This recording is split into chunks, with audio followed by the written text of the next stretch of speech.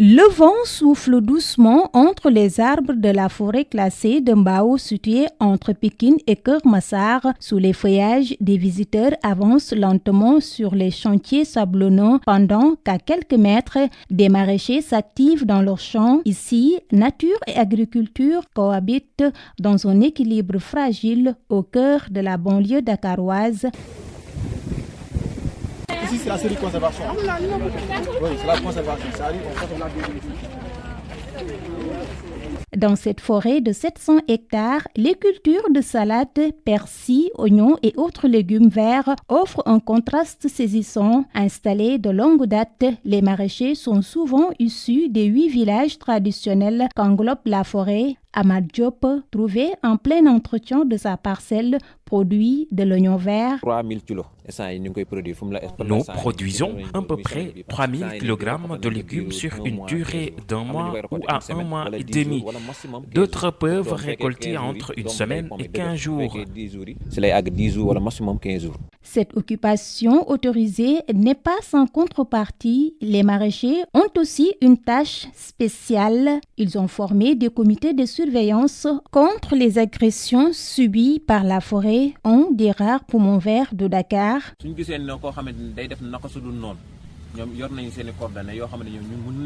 Si on voit quelqu'un compromettre une infraction, on appelle directement les agents. Nous n'avons pas le droit d'intervenir autrement. Nous avons leur contact et nous faisons tout pour préserver la forêt. Parfois même, nous participons à des opérations de reboisement. Selon le capitaine Babakar Dem, chef du secteur forestier de Pékin, cette forêt de 700 hectares attise de nombreuses convoitises.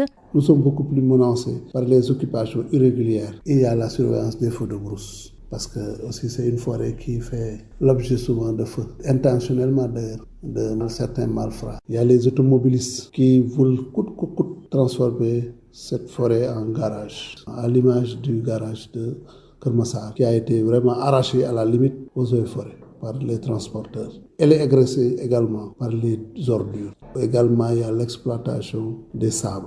Et alors que nous sommes en forêt classée, c'est des activités strictement interdites. Une agression environnementale de plus en plus préoccupante, alors même que certaines infrastructures comme l'autoroute à péage participent à la pollution de la forêt, selon le capitaine. Mais ce qui se trouve ici actuellement en termes de pollution est vraiment à la limite nuisible pour la forêt. La forêt est polluée. Il y a également, bien sûr, l'autoroute pollue. Il y a la terre qui pollue. Mais ça, c'est des infrastructures de l'État. C'est des infrastructures peut-être qui sont utiles à toute la population. Mais néanmoins, ces véhicules qui passent là, chaque véhicule, surtout les véhicules à gasoil, là, ils polluent. En visite sur les lieux avec ses étudiants, Alioune Badara Diop, chercheur en aménagement, souligne l'importance écologique de cette forêt dont la biodiversité est aujourd'hui menacée par les changements environnementaux et les activités humaines. C'est quand même une biodiversité qui est perturbée. Pourquoi? Parce que c'est le contexte qui impose ça. Donc c'est des zones quand même qui sont très très convoitées par les hommes. Donc d'où quand même la pertinence aussi du plan d'aménagement. Parce que si on ne faisait pas le plan d'aménagement, c'est laisser la forêt à se régénérer elle-même. Et ça amène beaucoup de dégâts.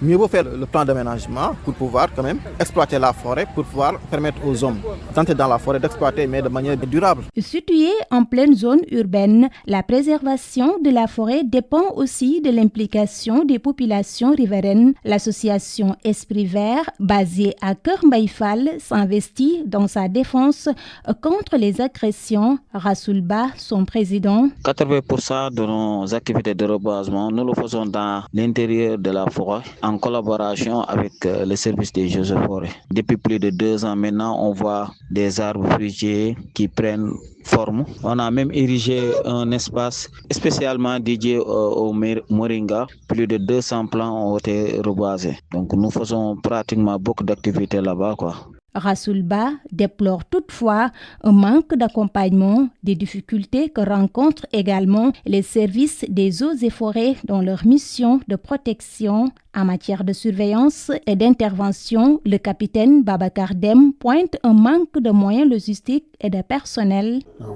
Véhicules, motos, squats Et nous avons besoin de drones parce qu'actuellement, nous sommes dans l'ère millénaire, l'ère numérique. Nous avons besoin des images réelles, à temps réel, et des moyens beaucoup plus sophistiqués. Nous aurions besoin vraiment de ces drones-là pour nous aider à surveiller davantage la forêt. Et également, nous avons un déficit en termes humains parce que le nombre d'agents qui est mis à notre disposition ne peut pas surveiller la forêt H24. Parce qu'il faut que les gens se reposent. Il y a un temps de travail, un temps de... Mais si vous répartissez ce ratio en termes d'horaire, vous verrez que nous aurons un déficit. Il y a combien d'agents? Nous sommes 15, alors que nous avons d'autres activités dans le département de Pikine, parce que c'est tout le département que nous gérons. Nous ne gérons pas que la forêt. La forêt est le maillon essentiel de notre gestion, mais quand même, nous avons autre chose aussi à faire. Malgré les menaces, la forêt classée de Mbao continue de résister grâce à l'engagement des services forestiers, des maraîchers et des acteurs communautaires. Véritable poumon vert au cœur de Dakar, elle demeure un symbole de la lutte pour préserver l'environnement au Sénégal.